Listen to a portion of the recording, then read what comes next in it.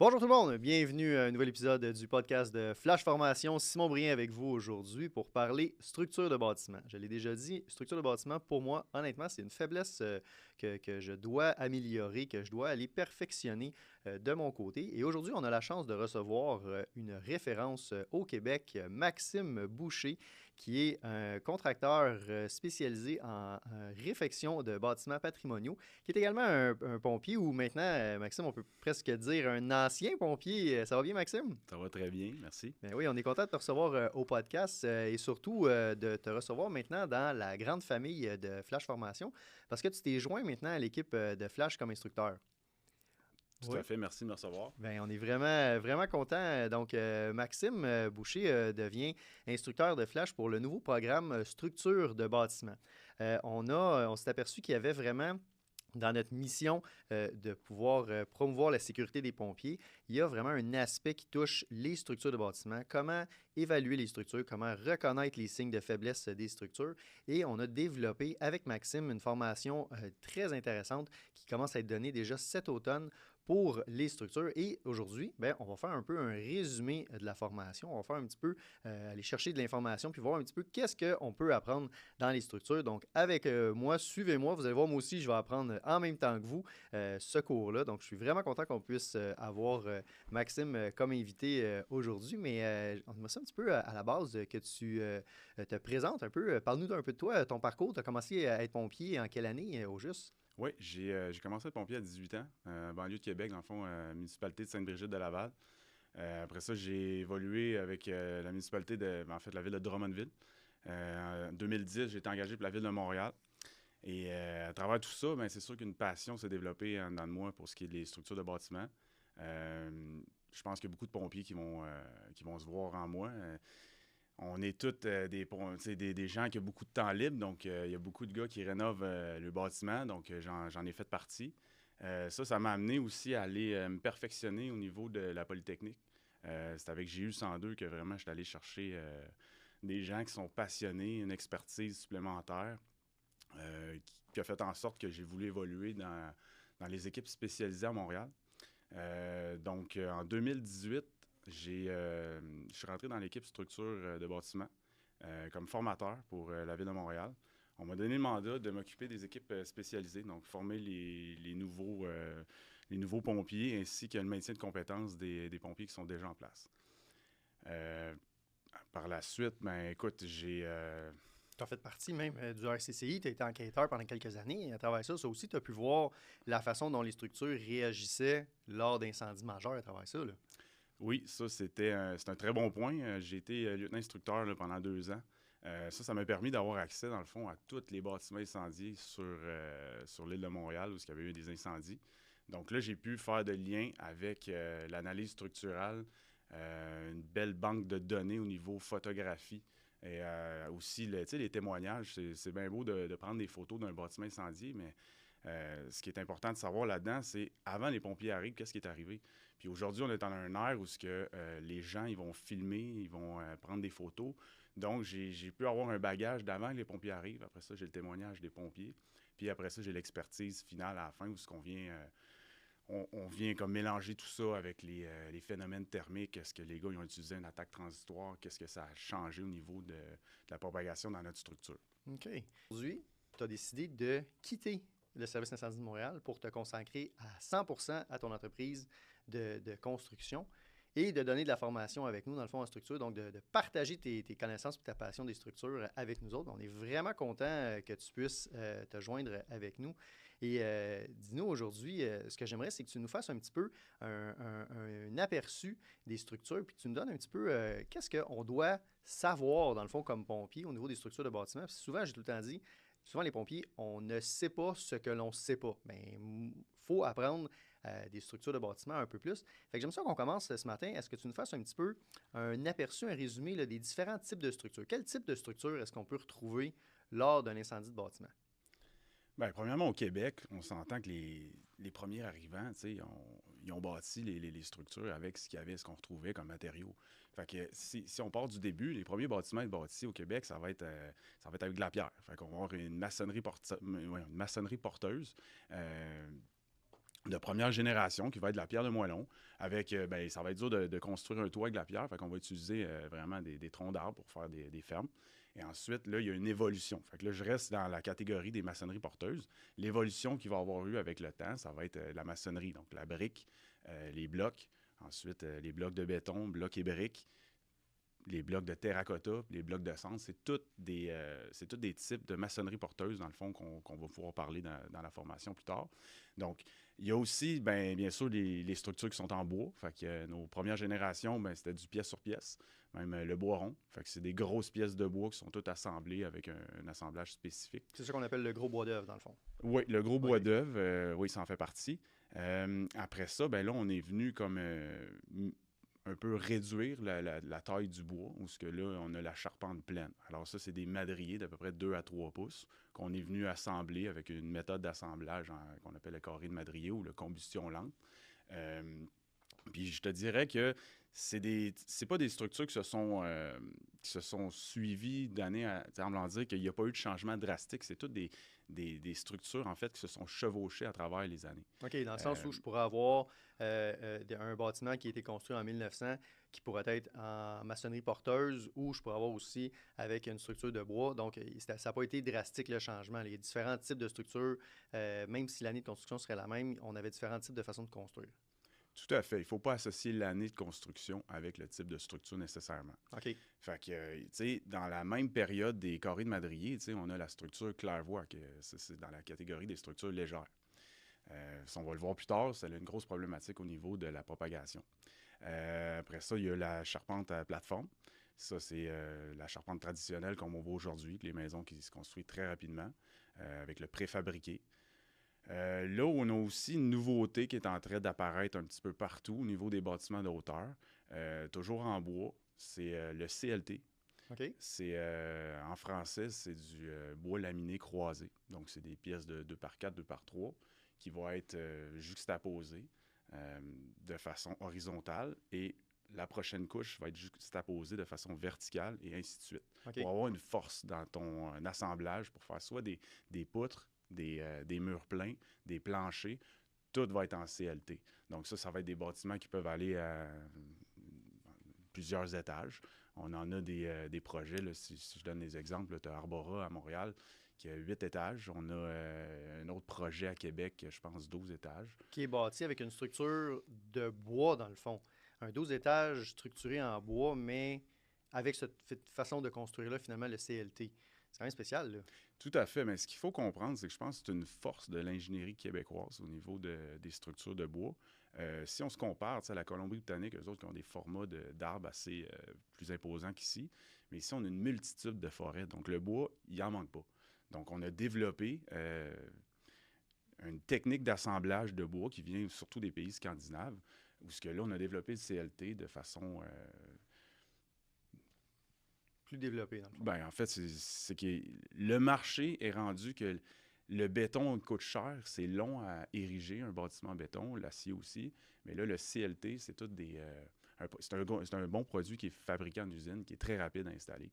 Fait que l'avenir est vers les constructions. En fait, le CLT, c'est comme un gros bois d'œuvre moderne. OK. Et tu vois, je pensais que maintenant, on construisait plus comme pour le moderne. On s'en allait plus vers les structures d'acier. On retrouve les structures d'acier encore très populaires un peu partout. C'est toujours possible, là, évidemment.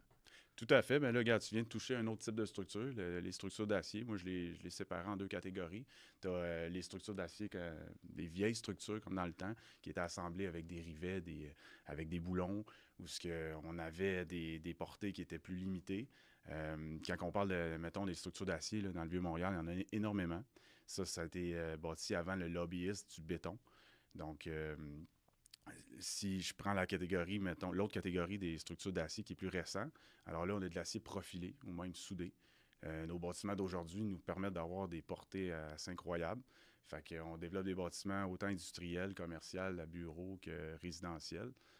Fait que qu'est-ce qu'on a d'autre comme structure de bâtiment au Québec? Au niveau résidentiel, on a de l'acier léger. Fait que ça, je pense, c'est un type de structure qui est encore méconnu. Oui, OK. Fait que c'est le même principe qu'une structure en plateforme, sauf que là, c'est des montants en acier léger. Donc, c'est une forme de U.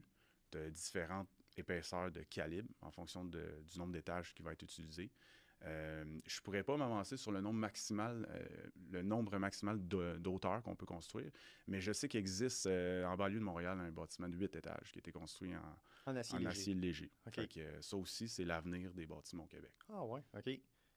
Ça doit être quand même assez coûteux à bâtir en acier léger, parce que l'acier n'est pas donné là, à travers ça. Est-ce que c'est l'avantage est où versus le béton ou pourquoi est-ce qu'on décide de construire en acier léger?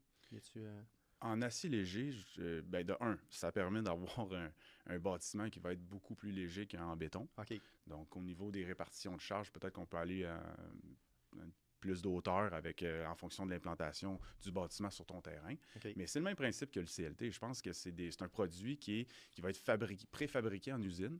Il va arriver avec les murs qui sont déjà montés avec tout ce qui est isolation, la couche de protection extérieure. Il va juste rester le revêtement final extérieur, intérieur à mettre par la suite. Donc, il y a une espèce d'assemblage finalement qui se fait directement sur le chantier là, comme tel. Oui, c'est ça. Ça OK. va s'assembler à l'aide de grues par des ouvriers spécialisés. Fait que, encore une fois, tu n'as pas la queue du béton 28 jours à attendre entre chaque étage. Fait que c'est assez rapide. OK. Puis au niveau des coûts, je ne pourrais pas m'avancer là-dedans.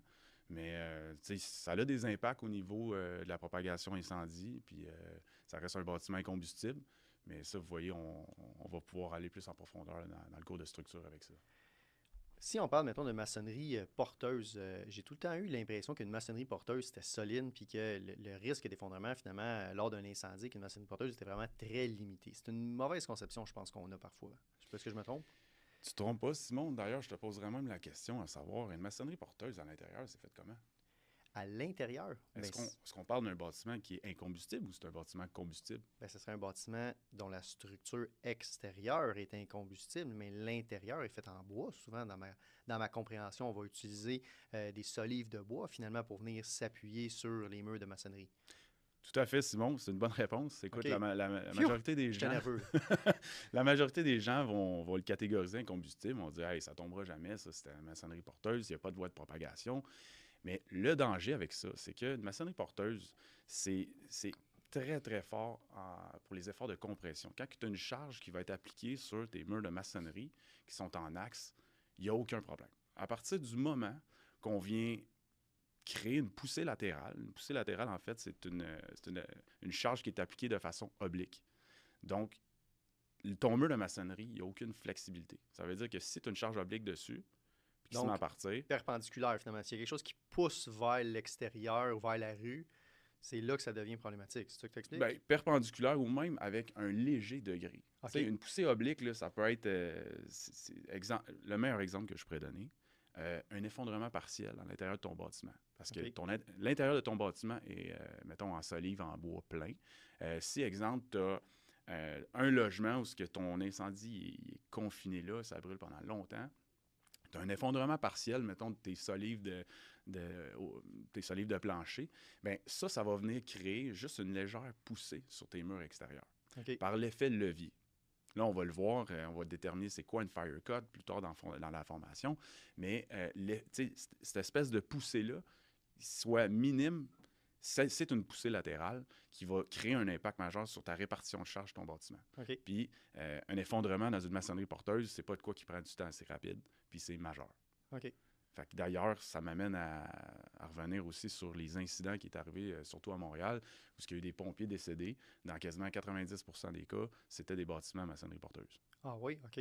Dans les dernières années, quand on remonte l'historique, des décès de pompiers, c'est dans les maçonneries porteuses. OK? Tu vois, je ne savais pas celle-là. Ouais. OK. Qu'est-ce qui cause ça, justement, à cause des effondrements, que la mauvaise compréhension de la façon que c'est construit ou la mauvaise évaluation de la structure? Qu'est-ce qu'on peut faire, dans le fond, pour éviter ça? C'est de mieux reconnaître, de mieux analyser la structure. Qu'est-ce qu'on pourrait faire pour éviter ça, justement?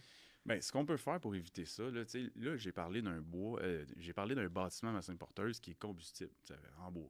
Fait que oui, un effondrement partiel peut créer une poussée. Mais un bâtiment qui est en structure d'acier, maçonnerie porteuse et acier, là aussi, on a un gros danger. Quand on a un incendie violent dans la pièce ou que ton acier emmagasine l'énergie, bien là, il peut se créer une poussée latérale par la dilatation de ton acier. Juste avec ça, pour que je comprenne bien, là, quand tu me parles d'une maçonnerie porteuse et acier, tu veux donc dire que les murs extérieurs sont en maçonnerie porteuse, mais les solives, finalement, de plancher où il y a des colonnes ou des poutres en acier à l'intérieur, c'est ça? C'est ça. Les OK. poutres d'acier à l'intérieur vont venir s'encastrer dans ton mur de maçonnerie. OK. Donc là, tu as deux dangers. Le premier danger, c'est par la poussée, aussitôt que ton acier va se faire dilater. Puis le deuxième danger, qui est très méconnu, c'est quand que les pompiers sont à l'intérieur, puis on vient éteindre notre incendie, on vient refroidir notre matériel qui est en acier. Donc lui, il va reprendre sa forme. Il va reprendre sa position initiale. Donc en reprenant sa forme initiale, si tu as poussé ton mur de maçonnerie, ça se peut que tu aies un manque d'appui. OK. Et là, ta poutre ne se retrouve plus appuyée. C'est là que l'effondrement peut survenir. Fait que, tu sais, c'est pas un effondrement en début d'intervention comme à la fin. Tu sais, quand tu me posais la question sur qu'est-ce qu'on doit faire, bien, c'est important, de reconnaître. C'est quoi faire un bon 360? C'est quoi notre type de structure? Après ça, un coup qu'on l'a, qu'on pense l'avoir, on va le valider. Puis un coup qu'on l'a validé, bien là, c'est de l'analyser. C'est que tu regardes ton incendie, il est situé où? Ça te prend des équipes à l'intérieur, justement, qui évaluent nos signes d'effondrement, nos signes de détérioration des matériaux.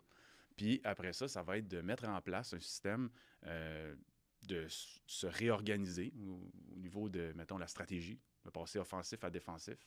Parce que là, justement, si on commence à avoir du lézardage sur nos murs de maçonnerie, quand il n'y en avait pas au début de l'incendie, bien là, c'est un signe de détérioration majeure ou qu'on préfère sortir notre personnel.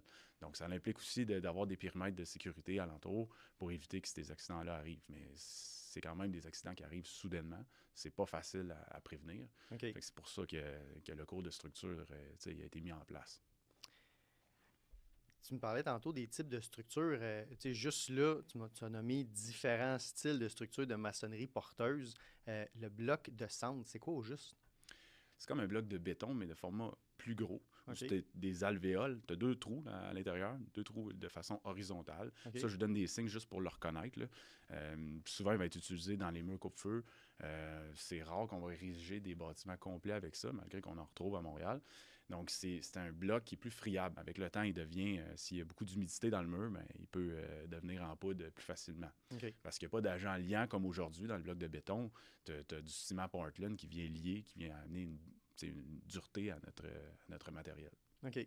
Puis, qu'est-ce qui arrive dans le fond à travers là? C'est que si tu l'arroses ou si tu mets de l'eau dedans, est-ce que ça vient affecter la structure ou c'est quelque chose qui est structurel, un bloc de centre, ou c'est juste pour empêcher le feu de passer? C'est quoi l'impact qu'il y a avec ça? Ben, je te dirais qu'il y a il n'y a pas un gros impact au niveau de l'arrosé. C'est juste que quand tu vas faire une ouverture dans ton mur mitoyen ou ce que tu vas avoir ton bloc de centre, mais ça se peut que ton coup d'âche qui passe à travers le gyps, ben, il casse le bloc de béton en arrière. OK. Mais ça reste que le mur, tu as un certain monolithisme là-dedans, parce que chaque bloc, ils sont tous liés ensemble. OK. Fait que, qu'il y en a un qui explose à cause ça n'aura pas une incidence énorme là, sur. Là où on peut avoir une plus grosse incidence, c'est si à long terme, tu as ton mur complet qui commence à se désagréger. OK. Fait que, Là, ça devient problématique à ce moment-là. Oui, bien, ça devient problématique si tes solives de plancher sont appuyées dedans. OK. OK, je comprends. Parce que c'est là que tu perds ton appui de ton plancher. C'est ça. OK. Qu'est-ce qui se bâtit au Québec beaucoup? Qu'est-ce qui s'est bâti? J'imagine que ça doit être un des plus populaires quand on regarde un bâtiment, pas récemment, parce qu'en ce moment, j'imagine que si on parle de tout ce qui est résidentiel, on doit être beaucoup dans la charpente plateforme. Mais quand on parle d'un bâtiment un petit peu plus vieux, on doit être dans la charpente pleine beaucoup, j'imagine. À travers les villages au Québec, là, quand on parle d'une maison bâtie dans les années 40, 50, 60, ça devait être le style de construction qu'on utilisait dans le temps ou... On va retrouver beaucoup plus de charpente à claire-voie aux alentours de Montréal, partout au Québec, dans les vieux noyaux de villageois, là, proches des chemins de fer, proches des églises. C'est là où les premiers habitants ils ont commencé à construire le village. Mais c'est pas mal là qu'on va retrouver les vieux bâtiments. Là. Donc, c'est de la claire-voie. Fait que c'est quoi la différence entre une charpente pleine puis une charpente claire-voie? En fait, explique-nous une charpente pleine, c'est quoi exactement? On va commencer par ça, puis après ça, on va aller voir la claire-voie. Parfait. Bien, une charpente pleine. Ça, c'est venu suite à un règlement là, à Montréal du grand incendie de 1852. C'est que là, on voulait venir limiter la propagation des faubourgs. Fait que, dans le fond, la conception de ça, c'est que tu vas avoir des poteaux de coin, des montants, tous les éléments qui sont verticaux, ceux-là, sont importants. Il ne faut jamais couper ça. OK. Donc, tu as des éléments verticaux comme tes jambages de fenêtre, les poteaux de coin, les montants. Là, on vient remplir tous les espaces par un remplissage de carrés de madrier. C'est des pièces horizontales. C'est ça que tu parlais tantôt là, de 2 ou 3 pouces d'épaisseur. C'est ça. OK. Ben, même les montants, ils ont tous ça, 2-3 pouces d'épaisseur. Ça, ça faisait partie du règlement de Montréal. Une autre pièce qui est très importante, on l'appelle, c'est la coiffe. Celle-là, elle est à l'horizontale, dans la partie supérieure du mur. Elle permet d'avoir c'est qu'elle va prendre la charge de tes solives sur un des deux côtés, parce que ça dépend de quel sens sont tes solives. Mais la coiffe, c'est ça, elle va venir prendre la charge de toutes tes solives. Fait que ça aussi, c'est un élément à considérer quand on va faire notre exploration, de s'assurer que la coiffe est en bon état et qu'il n'y aura pas d'exploration dedans. Donc, c'est pas une pièce de bois qui va être à couper. OK. Et là, quand on arrive et qu'on fait l'exploration, j'ouvre mon mur de gyps, je tombe sur une charpente pleine. Les possibilités de propagation sont souvent dans l'espace vide d'air que je vais retrouver dans cette charpente-là, c'est ça? Tout à fait. OK. On a un espace vide qui est communiquant directement avec ton entretoit. Ah, OK. Fait qu'il est là le danger. Puis le danger, c'est, si je fais un lien avec le phénomène thermique, c'est que nos entretoits au Québec sont toujours ventilés. Donc, on a une tire d'air. Fait que le jeu d'air qui est, si notre incendie, il se ramasse, mettons, il est ventilé par une fenêtre et il atteint le cadrage de bois, et suite à ça, il se propage dans ce jeu d'air-là, bien, il va toujours être alimenté en air. Parce qu'en même temps, tu as une tire au niveau de ton toit. Fait que c'est pour ça que ça devient relativement problématique au niveau de la propagation, mais ça reste qu'il faut prendre en note que c'est un bâtiment qui est solide. C'est pas un bâtiment qui va s'effondrer rapidement. On peut occuper le bâtiment plus longtemps dans ce type de structure-là au niveau du combat incendie. OK. Et la différence entre ça et une charpente claire-voie que tu as parlé tantôt, c'est quoi une charpente claire-voie? Bon, une charpente claire-voie, on est dans les structures légères. Fait que là on est venu diminuer la quantité de bois dans notre bâtiment pour une question de coût. Normalement, les claire-voies vont être de 2 étages. Ça va être une pièce de bois verticale. Ça va être des montants, des 2x4 rough, qui vont être continus d'un étage à l'autre. Ce qui est important de comprendre, c'est que tu n'as aucune séparation coupe-feu entre tes étages. OK. Ça veut dire que tes solives de plancher vont venir se taquer dans tes montants. OK. Tu n'as aucune pièce comme la sablière, exemple dans la charpente plateforme, la sablière est là pour couper la propagation en 2 étages. OK. Bon, à la claire-voie, elle, c'est des montants qui sont au 16, 24, 36 pouces, tout le tour de ton bâtiment. Puis souvent, vu que c'est un vieux bâtiment, tu vas avoir un vide sanitaire. Donc, ton vide sanitaire, tu as un espace d'air qui est ventilé. Plus que ton espace dans ta charpente, elle, est probablement pas isolé, parce qu'à cette époque-là, on n'avait pas vraiment d'isolant.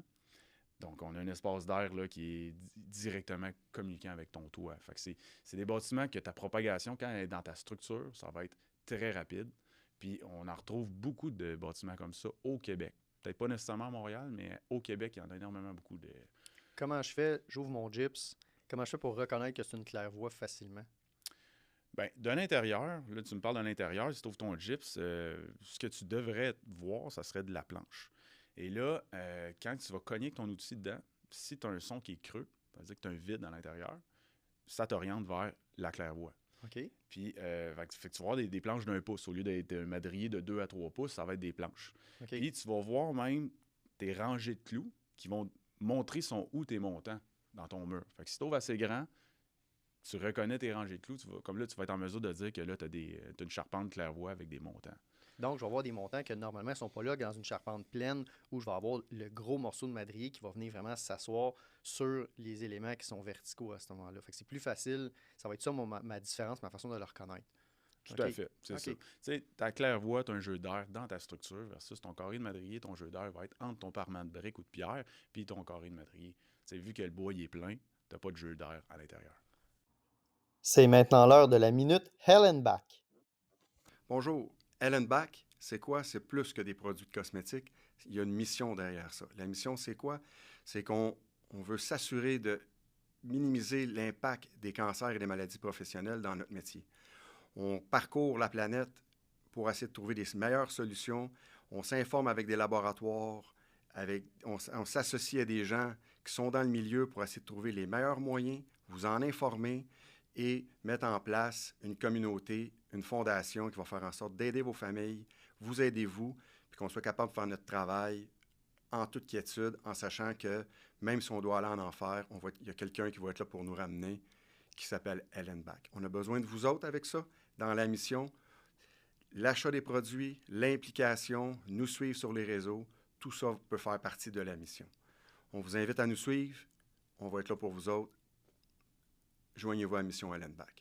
OK. Hey, c'est super intéressant. Écoute, j'apprends plein de choses. C'est une bonne révision des modules de structure de bâtiment. Passons aux structures légères. Aujourd'hui, c'est quoi le danger qu'on a avec la façon dont on construit les nouvelles maisons? C'est la résistance au feu, c'est les risques de propagation au toit. C'est quoi notre danger qu'on a avec nos charpentes légères qu'on fabrique aujourd'hui? Bien, le danger, c'est essentiellement, écoute, c'est des maisons qui sont bâties rapides. Soit préfabriquées ou même en chantier, c'est très rapide. Puis même que je doute fort que ces bâtiments-là vont devenir centenaires un jour.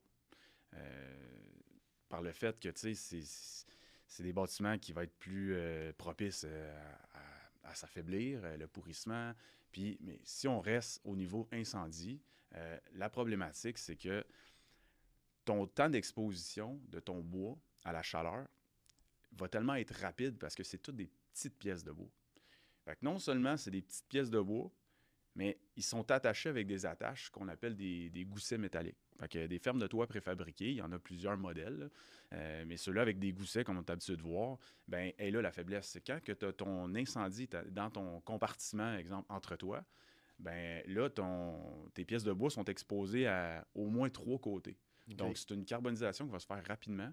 Puis, tes goussets, bien, ils ont une emprise dans ton bois d'à peu près 3/8 de pouce. OK. Ils sont juste vraiment agrafés dans le bois, finalement. Donc, dès que le bois commence à se faire manger, ton agrafe perd de sa solidité, finalement. Bien, c'est pour ça qu'on dit, tu sais, normalement, quand on incendie violent, c'est un compartiment plateforme comme ça, quand on prend ton entre-toit qui est en ferme préfab, on dit c'est à peu près 5 minutes. T'sais, on ne devrait pas s'exposer à partir du moment que le feu sort par les soffites puis que la fumée devient de plus en plus dense. On ne devrait pas s'exposer sur un toit comme ça. Okay. Pardon, le classique d'aller faire un 6x6 sur un toit en pente d'une solive préfabriquée, on le sait aujourd'hui, ça fait longtemps qu'on le dit à Flash, c'est à le plus possible éviter parce que notre structure est rendue trop faible. À ce moment-là, il y a un grand danger de tomber avec un effondrement de structure du toit qui va être causé par les pompiers finalement, puis par la chaleur. Tout à fait, mais il faut faire attention. C'est une analyse de la situation aussi. Là. Ça ne veut pas dire de ne jamais aller sur un toit en pente. OK. Tu sais, je vais prendre l'exemple d'un feu de poubelle dans une chambre, un début d'incendie. Je veux dire, ta structure n'est pas affectée. Fait que, tu sais, le fait d'aller faire des vérifications au toit, c'est tout à fait adéquat. Non, mais je parle quand il y a eu quand le feu est dans l'entretoit, idéalement, de faire très attention d'aller sur les toits comme ça avec les fermes préfabriquées. Oui, tout à fait.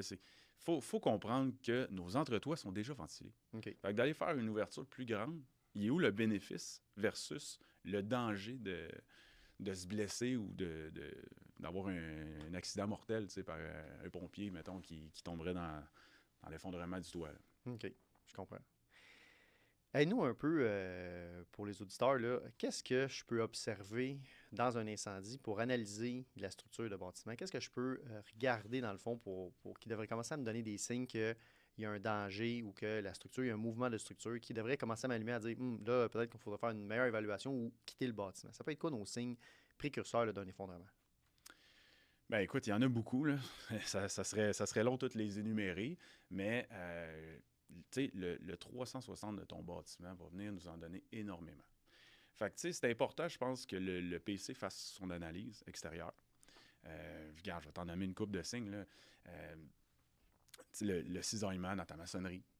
Là, ça, c'est deux choses. Si ta maçonnerie est porteuse versus si c'est une brique de parement, bien, c'est deux réactions qui sont différentes.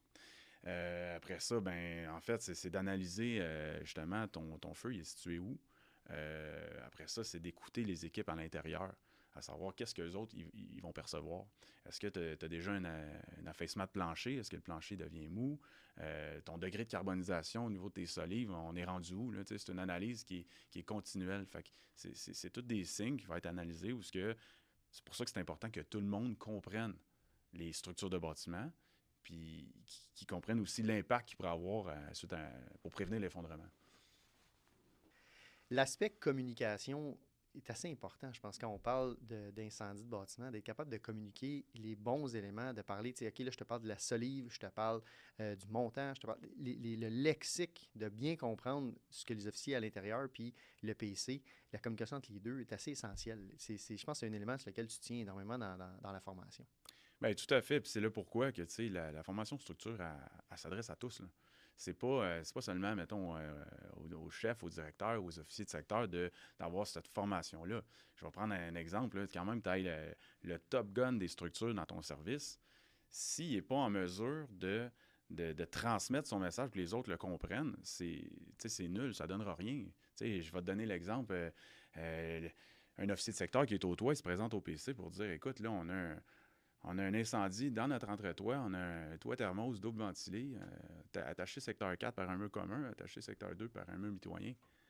Si le PC, il est pas trop à l'aise avec les structures, il va le regarder avec un point d'interrogation. Je veux dire, comment tu veux qu'il choisisse ses stratégies tactiques en fonction de l'intervention qui est en cours? Fait que c'est pour ça que c'est important que, autant au niveau pompier, officier, tout le monde, on parle le même langage au niveau des termes. Je vais avec la base, là. Faut qu'on sache, comme pompier, différencier une poutre puis une colonne. Faut qu'on sache lequel est horizontal puis lequel qui est vertical. Fait que ça, c'est la base. Puis après ça, il y a beaucoup de termes. Là, j'ai parlé de mur commun, mur mitoyen. Ça aussi, on va le développer avec la formation. On va l'expliquer comme il faut. Mais c'est tous des éléments que des deux côtés, autant au niveau pompier que le PC qui est derrière sa table, que c'est tous des éléments qu'il est important que tout le monde le comprenne. OK. Et dans la formation, vous avez jumelé les phénomènes thermiques avec l'analyse de la structure à ce moment-là. Fait que ça vient combler un petit peu les deux ensemble pour être capable d'observer finalement la propagation de l'incendie. Oui, tout à fait. Mais écoute, c'est qu'on va aller pousser un petit peu plus loin la formation structure. On est habitué de l'avoir. Là, si on part avec la formation initiale, le module 4 du DEP, mais on explique c'est quoi les structures qui existent. Après ça, on parle de la propagation, de l'effondrement. Mais là, c'est vraiment, avec Flash Formation, on vient jumeler les phénomènes thermiques. Donc, on va parler de la compartimentation. Puis comment que ta compartimentation va réagir en fonction du type de structure. Fait que c'est là que ça peut devenir intéressant, puis on peut l'approfondir toujours un petit peu plus. Puis je pense que c'est dans vos plans d'inviter Secobois. Oui, absolument. La gang de Secobois va venir au podcast nous parler de justement ça, les structures laminées en bois. Là, ça va être bien intéressant de les recevoir. Ben, je te dirais que moi aussi, j'ai bien hâte parce qu'ils vont nous amener des tests en laboratoire, le degré de résistance au feu, combien de temps que ça prend avant que ça s'effondre, comment que la carbonisation avec le bois, ça fonctionne. Fait que je pense qu'ils pourraient nous amener des éléments vraiment encore plus poussés qui vont être des flashs à orienter ces formations. OK. Et dis-nous, tu nous as parlé beaucoup de réfection de bâtiments un petit peu, mais qu'est-ce qui s'en vient dans le futur au niveau du parc immobilier? Comment ta vision d'entrepreneur, là, de contracteur, vers quoi on s'en va dans les réfections de bâtiments dans les prochaines années? Bien, je pense que Michael en avait parlé un petit peu dans son podcast BGH. L'étalement urbain, on est en train un peu de le délaisser, puis on veut concentrer notre noyau, que soit du village ou du centre-ville, avec des bâtiments qui sont en hauteur pour densifier notre population. Fait que ce qui s'en vient, bien, on a un parc immobilier qui est vieux dans nos centres-villes. Donc, le changement de vocation, je pense, c'est une formule qui est pas mal à jour. En ce moment, c'est une mode. Je vais prendre exemple l'édifice où on a les Saunders à Montréal. C'est sur la rue Saint-Sacrement. A été bâti, je pense, dans les années début 1900. C'était un édifice à bureau gouvernemental. Aujourd'hui, on est venu mettre, je pense, c'est 170 appartements hôtels avec Saunders. Fait qu'on a complètement changé la vocation. Là. On a modifié le bâtiment pour... modifier la vocation pour en ajouter des issues, on a ajouté de la détection, des gicleurs. Là, maintenant, on a des gens qui dorment à temps plein dans le bâtiment. Fait qu'on a un changement d'affectation. Pourtant, le bâtiment, il est similaire, il est pareil de l'extérieur. OK. Fait que, ça, c'est le changement de vocation. Je pense que c'en est un gros morceau. Il y a aussi la protection du patrimoine. Je vais me permettre d'en parler. C'est un terme qui est pas souvent utilisé, mais qui existe, le façadisme. Le façadisme, ça, en fait, là, c'est un moyen que l'urbanisme ont développé avec les entrepreneurs pour conserver l'image de l'histoire du patrimoine bâti de ta municipalité ou de ta ville. Fait que dans le fond, ces façades-là, là, ils vont être retenus temporairement avec des étriers, avec des équerres, qui vont les maintenir en place. Mais c'est parce que le bâtiment derrière, il n'est pas conçu pour, mettons, ajouter des étages. Tu sais, soit la structure est trop affaiblie, où juste les ingénieurs ne sont pas capables de certifier qu'on peut, on peut augmenter le nombre d'étages dessus. Fait que là, ce qu'on vient faire, c'est qu'on vient retirer ta structure complètement. On vient démolir le bâtiment, mais on conserve la façade. OK. Fait que ça, là, c'est des... On voit ça partout dans le centre-ville de Montréal. C'est ce qu'on voit là, quand il y a des murs de pierre qui sont là, exemple, puis là, avec des grosses colonnes d'acier qui viennent le tenir, finalement, mais il n'y a plus rien en arrière de ça. Là. C'est vraiment, il reste juste le mur de pierre à la fin, là, c'est ça? C'est en plein ça. OK. Fait que ça va permettre la densification, mettons, de ton centre urbain. Fait que là, tu vas avoir un bâtiment qui va être 100% conforme aujourd'hui, mais d'apparence, de l'extérieur, tu vas penser que c'est un vieux bâtiment. Puis là, on est même rendu qu'on bâtit des BGH là, derrière ce bâtiment, cette façade qui a été gardée. Arrière, c'est un bâtiment, exemple, de 50 étages, 100% béton.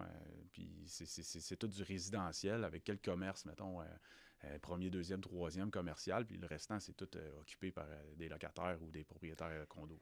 Mais c'est là le défi pour les pompiers de reconnaître le type de structure dans laquelle je travaille parce que ce genre de trompe-l'œil-là, tu sais, au premier vue, tu te dis, OK, c'est une maçonnerie porteuse, mais finalement, si tu arrives et tu ouvres les murs, c'est totalement différent à ce moment-là. Fait que c'est là que c'est difficile, le défi de connaître son patrimoine bâti dans son secteur pour savoir comment ça a été construit à travers ça.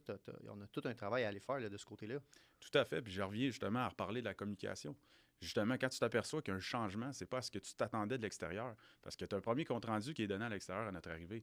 Mais un coup, il y a une équipe, pas nécessairement des spécialistes en structure de bâtiment, mais il y a une équipe qui reconnaît un autre type de structure, bien, c'est important de le partager. Il faut que le PC soit au courant.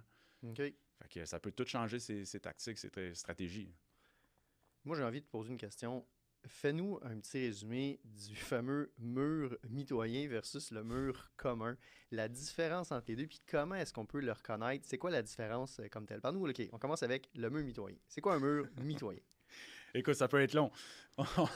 Le mur mitoyen, c'est un mur qui a été construit, OK, sur des bâtiments rangés en même temps. OK. Ça veut dire que c'est un seul mur qui a été bâti pour deux bâtiments où on va venir s'attacher dedans. Donc, Mais c'est bâti en même temps. c'est bâti en même temps. Donc, nos signes extérieurs qu'on a, bien, on a un bâtiment qui va être similaire de gauche à droite. OK. 3 étages attachés, les fenêtres vont toutes être alignées. Ta profondeur de bâtiment, ça va être tout sur la même ligne. Puis la hauteur au niveau de ton solin en haut, bien, ça va tout être aligné. OK. Fait que ça, c'est des signes extérieurs. De l'intérieur, ben, c'est ça. On va avoir des solives qui peuvent s'encastrer dans notre mur qui est mitoyen, qui est porteur. Fait que la norme là-dedans, c'est supposé que la solive, elle s'encastre de 2 pouces de chaque côté OK. pour conserver un 4 pouces de maçonnerie coupe-feu entre les deux solives. Ah, OK. Mais c'est malheureusement pas notre cas, parce qu'à Montréal, il y a beaucoup de vis de construction parce que nos solives vont traverser d'un bord à l'autre. OK. Fait que c'est le pourquoi que c'est important de communiquer l'information, quel type de mur mitoyen, est-ce que tes solives, ils passent bord en bord, est-ce que tes solives, ils ont été calfeutrés, parce que souvent, tu sais, on vient mettre de la brique un petit peu garochée entre les solives, donc il y a un espace d'air, il y a un jeu d'air pour que la propagation se passe d'un secteur à l'autre. Si je m'en vais entre le mur mitoyen au niveau du toit, puis que j'enlève le solin, donc le par-dessus en aluminium Ouais. au niveau du toit, qu'est-ce que je devrais voir si j'enlève le T là, où il y a le solin? Bien, là, tu me parles du fameux T. Là. Ça, je pense que c'est une notion qui est importante à comprendre. Le T, là, c'est une forme, là, c'est la forme de T. Pourquoi qu'on dit de retirer le solin à cet endroit-là en priorité? C'est que dans un mur mitoyen, vu que ça a tout été construit en même temps, ça veut dire que ta façade aussi, ça a été bricolé en même temps. Fait que ça veut dire que ton jeu d'air entre ta façade puis ta charpente, qui est possiblement, mettons, un carré de madrier, bien, tu as une propagation qui peut se faire secteur 2 et 4 facilement par ton jeu d'air. Par le mur qui fait face à la rue, exemple, Face à ou la à la rue. ruelle. Ou à l'arrière. C'est OK. le même principe à l'arrière. Fait que, tu sais, de se dépêcher à ouvrir les solins sur ton mur mitoyen qui est en plein milieu, tu sais, secteur 2 et 4, c'est peut-être pas la priorité. Mais c'est, dans le fond, d'aller s'assurer que ta propagation n'est pas passée. OK. Fait que dans le fond, là, tu vas avoir un visuel sur ton jeu d'air qui va te permettre de donner des bons comptes rendus. Si je compare, mettons, à un mur commun, tu n'auras pas de T qui va être nécessairement à faire. Mais là, tu nous amènes au mur commun. Donc là, on a parlé des murs mitoyens, mais tu as aussi le mur commun qui, lui, dans le fond, va simplement être un mur qui va avoir été bâti après, ou un bâtiment qui a été rajouté après un bâtiment qui était déjà existant. Oui, tout à fait. C'est deux bâtiments qui ne sont pas construits en même temps. Fait que l'indice visuel qui est en façade, là, pour reconnaître ça, tu vas avoir des profondeurs de bâtiment qui vont être différentes. Ce ne sera pas tout aligné. OK. Tu vas aussi avoir la hauteur d'étage qui va être différente. Fait que ça, si, exemple, je m'en vais au toit et que j'enlève mon solin, bien, ce qu'on va voir, c'est on va voir un carré de madrier, on va voir une brique, une autre brique et un carré de madrier. OK. Fait que là, tu vas avoir ta charpente de bois qui va prendre la charge à l'intérieur. Fait que si tes murs communs, tes solives de bois vont s'appuyer sur une charpente. Ils ne seront pas appuyés dans notre... En fait, notre mur coupe-feu ne sera plus porteur. OK. Versus le mur mitoyen, que lui, il peut être porteur. Autre question pour toi.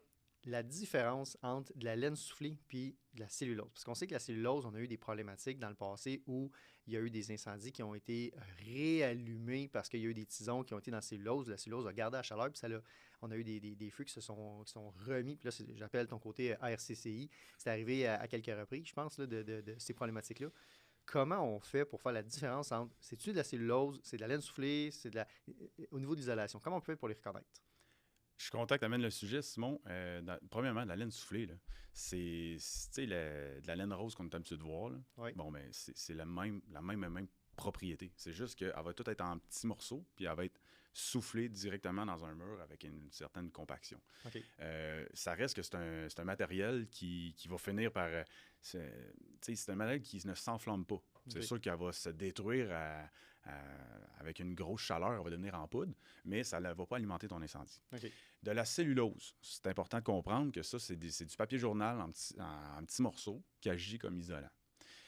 Sauf que les vendeurs de ces produits-là vont dire qu'ils ont injecté des produits inifuges dedans, qui est la réalité.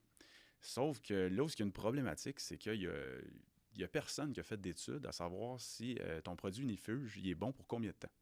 Okay. Fait que si on met notre cellulose dans un milieu qui est un entretoit, exemple, qui est ventilé, bien, notre produit inifuge, là, il se ventile. Fait que pendant combien de temps qu'il va rester inifuge? Et là, la question. Tu parles au niveau des années de la construction. Oui, c'est en plein ça. Fait que, tu sais, il n'y a pas d'étude qui a été sortie sur l'inifuge, il est bon pendant combien de temps. OK. Fait que c'est pour ça que, oui, on a beaucoup de problématiques au niveau de la réignition. Puis, j'aimerais aussi souligner le fait que la cellulose, elle peut servir, oui, en isolation, mais aussi en insonorisation. Ah, OK. Puis, au niveau tactique pompier, ça a une incidence. Si on est venu insonoriser, si on parle de cellules de plafond, on vient injecter de la cellulose entre chaque cellule, où ce que là, on va venir mettre même un 5 livres de pression, où ce que tu vas voir ton pare-vapeur, il va ballonner. Ça veut dire que ta cellule est remplie de cellulose. Donc, à ce moment-là, même si c'est un incendie, un début d'incendie à proximité, bien, ton niveau de danger que ton incendie rallume, il est moindre parce que là, tu as un espace qui est à 100% rempli de cellulose. Tu n'as pas de jeu d'air. Mais si tu as un tison qui est dans ton entretoit, dans un espace ventilé, ou ce qui est probablement ton inifuge, ben c'est pas mal évacué avec le temps, bien là, le danger il est plus important. Là. OK, je comprends. Donc, c'est vraiment là, c'est au niveau de la reconnaissance, c'est du type de matériaux, puis dans la façon dont il va être placé, ou surtout ça fait combien de temps que ça a été construit, ça a été combien de temps que ça a été soufflé. Plus ça fait longtemps que la cellulose est installée, plus il y aura un risque de réignition et plus il y a de l'air dans l'entretoit, plus l'émission finalement pourrait survenir versus, comme tu dis, au niveau de l'insonorisation sous pression à travers ça. Bien, tout à fait. Regarde, c'est un matériel qui est quand même assez récent, puis ça va être important, je pense, de voir les études qui vont sortir de ça avec le temps, là, parce qu'on n'est pas les seuls au Québec à avoir cette problématique-là, des réignitions. Ça arrive partout en Amérique du Nord. OK. Ben écoute, Maxime, je tiens à te remercier énormément pour ton passage à l'émission. C'était hyper intéressant. On a appris plein de choses. Et là, le cours de structure de bâtiment est maintenant disponible là, à travers le Québec. Donc, ceux qui s'intéressent d'avoir soumission ou de suivre le cours structure de bâtiment, simplement nous écrire là, à info@flashformation.com. Ça va nous faire plaisir d'aller dans votre service. Puis, je pense qu'il y a quelque chose qui est intéressant, c'est que vous adaptez le cours de structure à la réalité de l'endroit où vous donnez le cours, c'est ça? Oui, tout à fait. Regarde, le meilleur exemple, là, on s'en va le 10 septembre pour la municipalité de Saint-Félicien. Fait que là, c'est vraiment, on a pris la peine de communiquer avec eux autres à savoir quels sont leurs besoins, qu'est-ce qu'ils veulent avoir comme formation pour leur patrimoine bâti. Okay. Fait que c'est sûr que ils ont un parc immobilier quand même diversifié, mais on a orienté toute notre formation avec leurs photos, leurs bâtiments. On est allé chercher leur patrimoine, puis on adapte notre formation en fonction de ça. Super, excellent. Ben, merci beaucoup, Maxime, pour ton passage. Merci à la maison de votre écoute et restez à l'écoute pour un prochain épisode du podcast de Flash Formation. Merci, Simon.